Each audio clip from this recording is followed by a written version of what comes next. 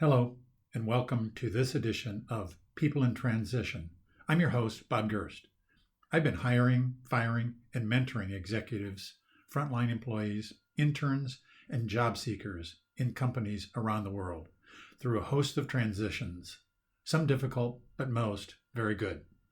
I work with people in Hong Kong, India, Australia, and across the United States. What sets them apart? A lot, but there's more they have in common.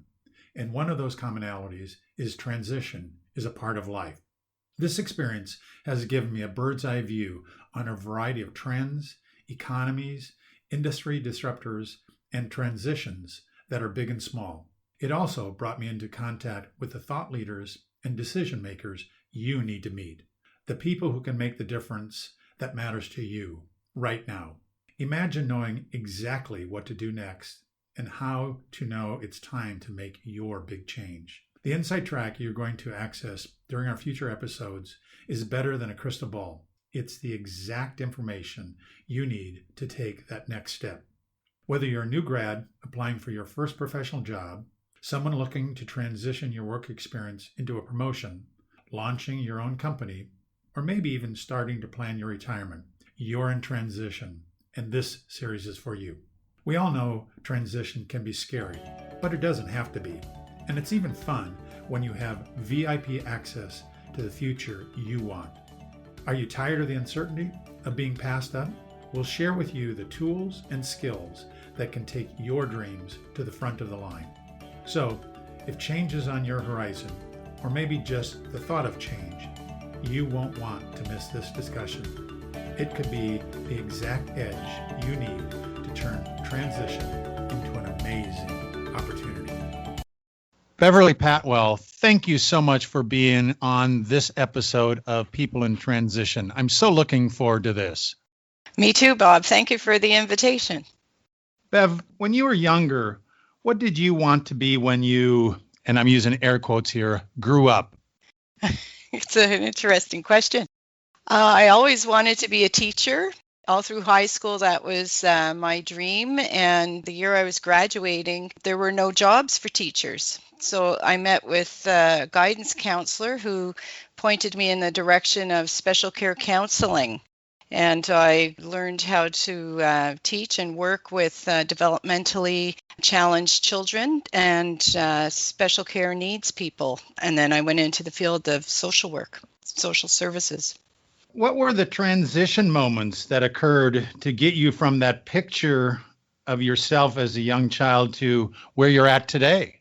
Right. Well, the foundation of my training was in special care counseling, which was really learning the technique and the approach to design and facilitation, and observation skills and how to work with individuals and groups through change and transition all the way back in my college years. And then I worked in social services doing that kind of work with children and with families, and then in organizations in social work and general welfare assistance for about 18 years, and eventually started to take on more complex work and working in more systems and organizational change in the area of social services, particularly when we were going through some major changes in legislation and policy and implementation of technology and new ways of providing service to our clients. And then at a certain point, I was a planning officer in municipal government in social services. And we were going through our very first large-scale change, and I was in a position where I was either going to lose my job or I was going to have the ability to stay on. But at that point, I had gone on to school and completed a master's degree in human systems intervention. And I was able to bring what I was learning to my real work and in social services as we were leading a major change. And I decided to try to develop my expertise in the private sector. I was able to leave social services and do some work for a high-tech company in Ottawa. And at that point, I developed a coaching program to help leaders and managers in an R&D department to lead and coach in a different way and foster a culture of coaching in the R&D department. And then I built a practice around that and developed my clients to be able to work with them and work with them in groups to lead and manage changes across their organizations. At that time, I was also then invited to work at Bombardier, an aerospace division, as a manager and then director of ERP change management. And I had a chance to work around the world with people who were leading and managing change. One of my first jobs in the aerospace work was to integrate a philosophy and approach to leading and managing change in the Six Sigma quality programs that we were running at the time. And then that morphed into working with leaders across the organization and all of their businesses at Bombardier to help people to develop them to lead and manage change. So one job leads to another, one experience leads to another, and I went back into my business, and I've been teaching in universities and teaching people through my programs and my services that I offer in my business. So I've been in private practice now, working in government, working in private sector, and with individuals in a global context to lead and manage change. Bev, if you are working with someone that is going through a transition, a change, college to first job, between jobs, jobs to owning a business, supervisor to a manager position, vice president to retirement, all of those are changes. Do you use different skills on helping people through those transitions? It's an interesting question. I wouldn't say that I use different skills, but I would say the way that I approach helping people is adapted to what the person needs. So there might be more focus or emphasis on different things depending on their goals, their objectives, and what they're striving to achieve. But from a skill set perspective, really being able to listen, have empathy, compassion, and being able to truly walk in the shoes of the person that I'm working with, whether it's an individual, a team, or a larger multiple teams of teams. Those are really solid skills that I think I bring no matter what the change or transition is, if it's individual or all the way up to an organizational level. What does this statement mean to you? And again, I'm using air quotes, not being employed, being in transition, being in between jobs is not a place of shame. You are more than your job. What does that mean to you? Oh, it's so true. Oh my gosh. I think everybody that goes through a change, especially ones that are imposed on us or that are a result of something out of our control, probably has that kind of internal dialogue going on or some beliefs around that. And part of the transition is really trying to figure out what you need to be your best self and how to kind of demystify those myths and assumptions, because they may not be accurate. Most times they're not accurate. And we need to dig down to pick up ourselves so that we can be our best selves as we lead ourselves through those very challenging times. Bev, who do you think is responsible for your career and its development? I have had a lot of mentors and people that have influenced me along the way. I can go all the way back to high school. I've had teachers that saw something in me and helped me to learn or steered me in a direction that I might not have thought that I could do or accomplish. I was very active in my church growing up. I had priests that gave me an opportunity to be one of the first female lectors at the age of 13, 14 at church. So I was taught public speaking and how to read and project my voice and have a presence. And I had a mentor who became the Bishop of Montreal who really helped me along the way, because one of the priests that I grew up with had passed away, and They took his insurance money and made it into a scholarship. So I actually was awarded the first Father Xavier Scholarship. And Bishop Willard mentored me through my college years as I was doing my studies. So I had some really good foundational role models and coaches and mentors. But then as I worked and started studying and doing my university and master's degree, I came across my path with Edie Seashore, who a very strong mentor and had a strong presence, her and her husband, Charlie Seashore, in my life in the field of organizational development. They both taught me the I use in all my work, which is use of self. And Edie and I co-wrote my first book, which was Triple Impact Coaching. So yeah, coaches and mentors have really helped me all the way through my career. So the takeaway to our listeners is that support can come from lots of different places. Some traditional, some, like you said, maybe from the church, might be, when you're thinking about transition, you might not think of that being a support mechanism for you.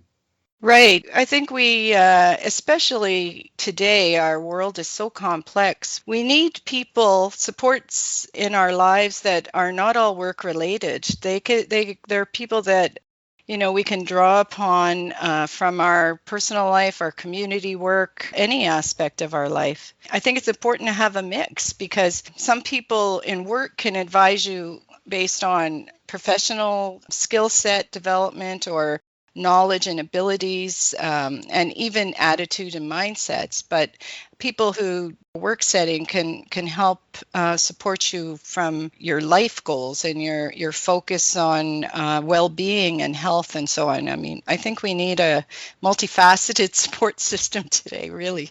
Bev, what areas do you see people struggle with when they're in transition? And what are some of the tools that you would suggest that they employ to help get them out of those struggles? Yeah, transition it can be challenging, and having the right process and supports is really key. We often go through a period of a lack of confidence or a crisis in confidence, particularly when we're in limbo, in between jobs, or in between knowing what's coming next, or long periods of uncertainty. So having, first of all, people who know you well to challenge your negative thinking and your thoughts that might not be as accurate to the context you're living in, and to challenge you is really important. Sometimes we have to lean into those challengers because we may not want to hear what they have to say. Others get some tools, do some assessments. There's lots of leadership assessments and lots of instruments we can use today to help us understand and deepen our understanding of our strengths and challenges as leaders or managers, or just our way of being. I'd also encourage people to get feedback from the people that really know you well. And I'd encourage people to seek out feedback in a way that they get the feedback they need, because if we just ask for general feedback from people, we might get something that's important to them but not necessarily helpful to ourselves. So setting ourselves up to get that feedback is really key. I recently worked with a group of people who just lost their jobs through COVID, and they formed a group just of themselves to talk about their experience and their day-to-day, and so that they can put in a structure and a process so that they had check-ins with each other. They held each other accountable on doing their job search. They helped each other to connect with other people that might have leads for them in the workplace, because right now through COVID, those natural ways of connecting aren't there. So building these support systems and joining these groups, or just informally forming groups so that you can help each other, is really powerful today. And then, doing up your CV and your resume and defining what your goals and your purpose is really key. When you nail that, doors will open up. People will start to present themselves. It's a funny thing, but it does happen. You'll start to attract what you really want and desire, and it'll make your journey much more purposeful and fun in the end. I love that COVID lost your job support group. I think that a lot of power can be derived from that. You've talked about mentors. You've talked about people that have supported you, and talked about having people to challenge some of your negative thinking. That means that I have to go out potentially and ask someone to support me, to give me that. And I feel embarrassed. Again, I've lost my job. I'm embarrassed. I feel guilty. They're busy. They've got their own issues. How can you kind of get over that and enlist their support? Let me give you a concrete example on this one, Bob, because I recently had to do a major pivot in my own business because of COVID. On March 12th, I was with my last face-to-face client, and we found out that the programs were going to be going forward and with no replacement date. And then the following week, all my clients canceled all the work. And I had my new book coming out on April 7th. So I was sitting here in my office with 500 copies of my book and no plan on how to adapt to the new world of COVID and the uncertainty, because we didn't know how long this was going to go on for. So I panicked, as most people would do. I did all the disaster scenarios, and then I took some time and took a breath and met with my husband, and we looked at, well, what do we really want to do? I've put a lot of work and effort into this. I believe in my book. I believe in the work we do. And I also believe in this call to action that was strong for me. I felt like I can help people through their transition right now and the changes that we were all experiencing. So I did the financials. I looked at what I can afford, what I could do to pivot the business to go virtual. Canceled all the face-to-face book launches, and then we organized a program that we thought we can do on Zoom and do it virtually. But I needed some support because I didn't know if this was the right thing to do. So I formed my own support group. I call it the Mastermind Group, and nobody's paid. They're all friends and colleagues who know me, know my business. They're also working in the field. And I just had to be real authentic and say, look, what do I do? There's no revenue here. And I really believe in this approach. And what are your ideas? What are you seeing on the ground? What are you experiencing that can help me to do this? And I have to say, it's a very humbling experience. But what I was doing is what I tell all my clients to do, right? So I took my own advice. I did what I tell other leaders to do. And everybody, to a person, accepted my call and came together. I held group Zoom meetings with everybody. I introduced them all to each other. And I've actually formed a little community. Now the agenda is less about what can we do to help Bev. It's what can we share with each other that helps all of us. So I really believe in forming those groups, reaching out. People want to help people. People want to make sure that they can do something that helps somebody to be their best self and have a positive impact. I really believe that. That really dovetails into something that I was going to ask you earlier. So I'm glad I kind of waited until now. Making any kind of job transition can be challenging at its very best.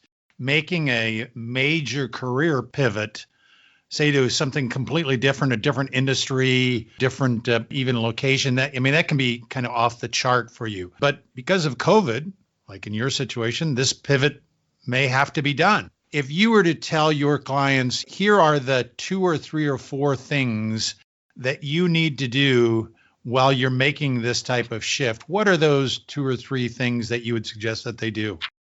Well, the first thing I would suggest is you have to take care of yourself. You have to take care of yourself so that you could be your best self.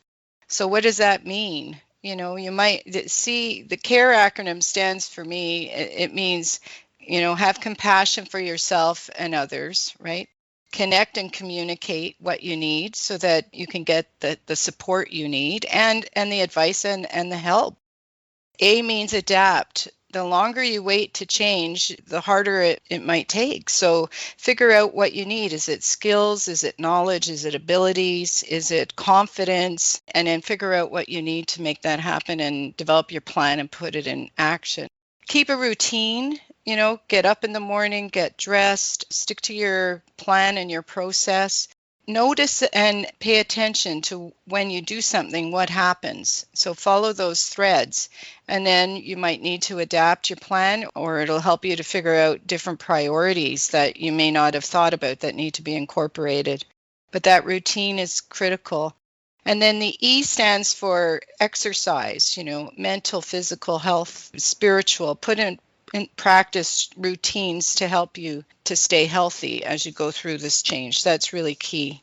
The other thing is then every change requires development. I really believe that we are in a constant learning process, regardless of how old we are in going through this change. I've been working all through COVID with people in their 70s and new emerging students and young professionals. So this learning curve is real, and it's there for all of us. Technology is a big factor, and I mean, there's a big fear factor around that too. We need to just embrace this and figure out what supports we need to adapt and develop that. And the other thing is learning how to work in this virtual world. And it's not just our day-to-day work, but going through this transition is really a challenge. I do recognize that. But there's new stuff emerging every day. We've got LinkedIn, we've got social media platforms, there's virtual work groups now in your chambers of commerce and HR organizations and so on. So those are great opportunities to network and meet people and also get the supports you need and have your finger on the pulse of what's out there for opportunities. Bev, how can I stay engaged, stay positive as one of those remote workers and working from home? How do I stay engaged?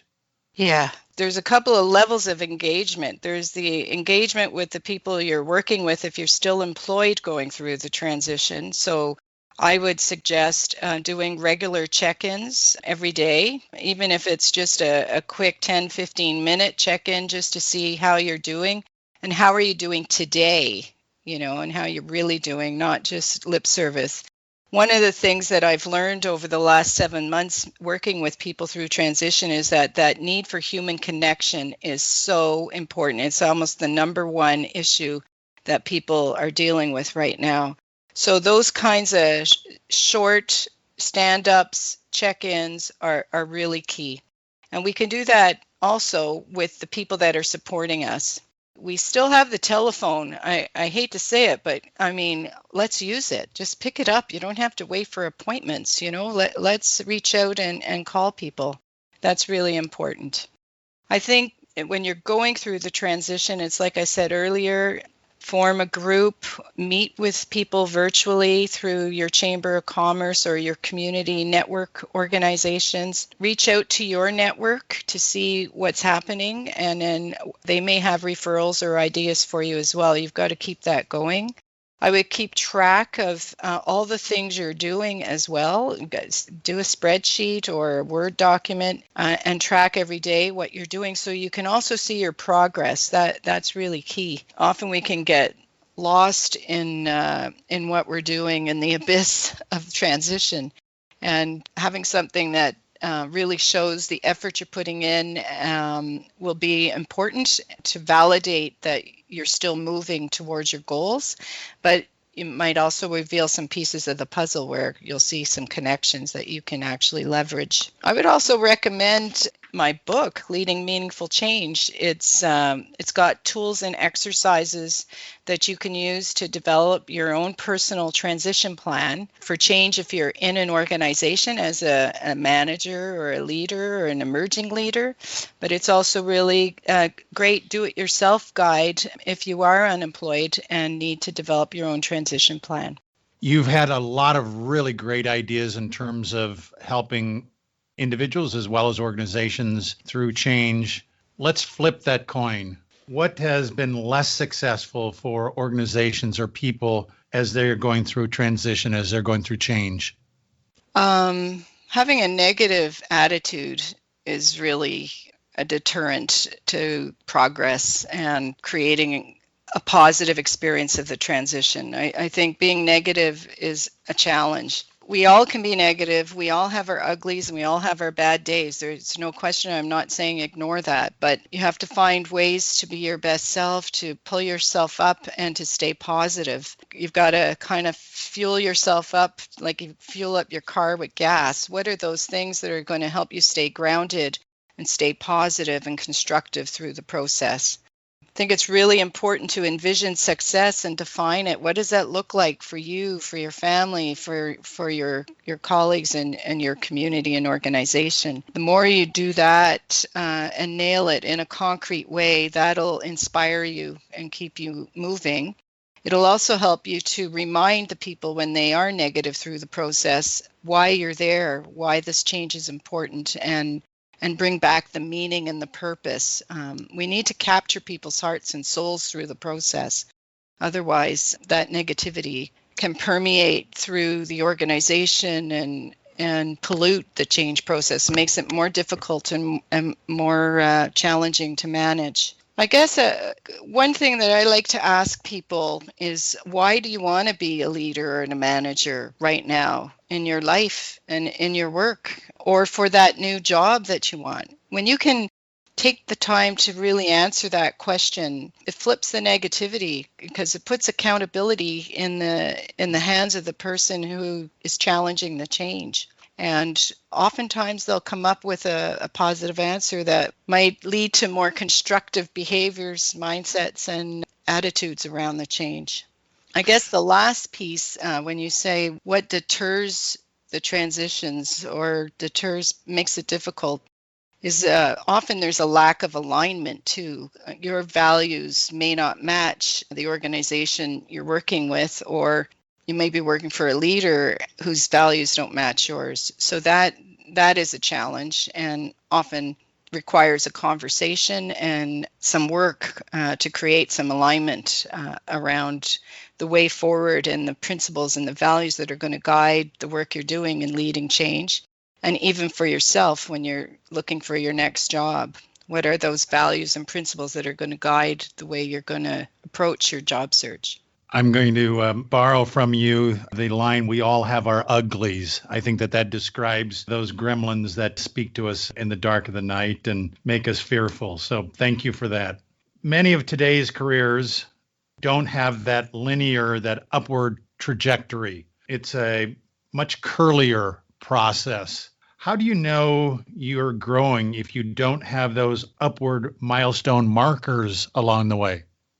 Yeah, I get that. I've developed my career as a woman in very often male-dominated organizations, and I didn't develop my career as a ladder. It was more a lattice, and there's some research about that on how women develop their careers. So I guess if I'm in a position where I'm very comfortable and I don't feel like I'm learning a lot, I'm doing the same thing over and over again, then I'm not learning. But if I'm uncomfortable and I'm feeling stretched and I don't necessarily have all the answers, then I know that I'm growing. And for me, that's an exciting time, but it's a challenging time and it's a scary time. So that back to, use of self and trying to put in place the right support system is really key to be successful that way. So taking a step back, looking at your results, looking at, what you've achieved, your level of satisfaction with those achievements, and the satisfaction of the people around you is a great way to evaluate how well you're doing and if you're learning and growing. Usually with that comes rewards. So there's often promotions attached to delivering a stretch assignment or a high impact intervention in an organization. Or there's, rewards are getting a more difficult and challenging assignment. And for some of us, we like that because we like to be challenged. So I guess I would just encourage people when you're developing your career in a lattice, just to figure out what's important to you, back to your values and principles. Are you living your best life? And are you achieving what you are hoping to achieve? And if not, then it's time to look and potentially embark on another transition for yourself. Bev, you've talked about your book, Leading Meaningful Change. Are there any other books or other resources that you would recommend to someone as they're going through transitions and change? Well, that's I would recommend my new book. It's loaded with tools and supports. My first book is called Triple Impact Coaching, Use of Self in the Coaching Process. I would recommend that for young leaders who are new in their roles, and even for more senior leaders right now who are having to coach and mentor their teams in this virtual environment. It's a great read to help people to reflect on how they're coaching people and what they can do to be their best selves through that process. I do have one song I would recommend to people. When we were preparing for this, I've been listening to this song every day. It's John Bon Jovi's new song, Do What You Can.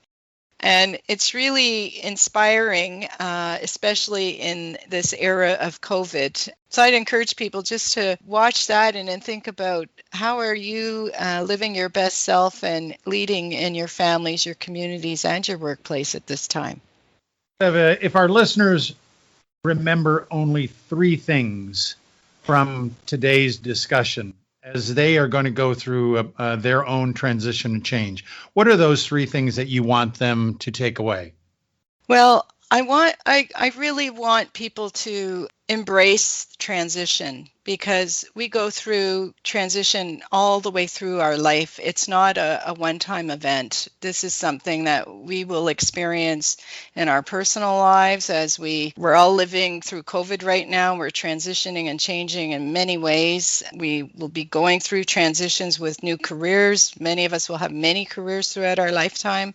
So it's a process. Learning what you need to be your best self as you go through this is really important. And to remember that our values, our beliefs, and our mindsets set us up for success.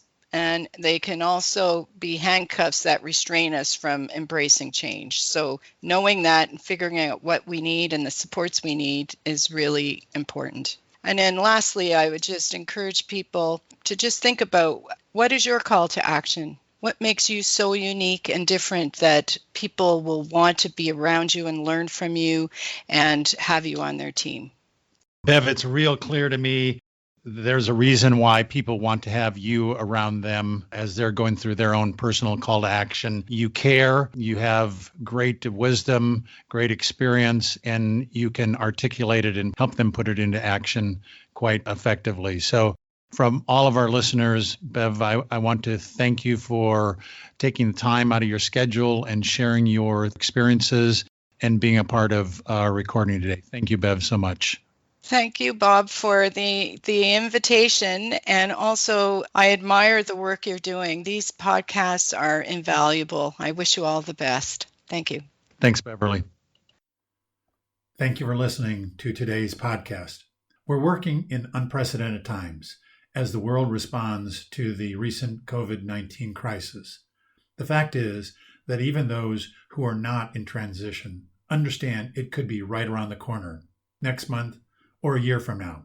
The purpose of these episodes are to give listeners support and the critical tools to adjust with the winds, wherever they come.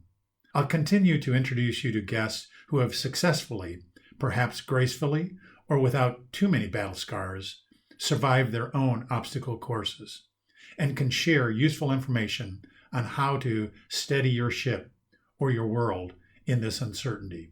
If today's message was helpful to you, please share it on social media. If you have any questions or podcast ideas for future conversations, reach out to me on LinkedIn.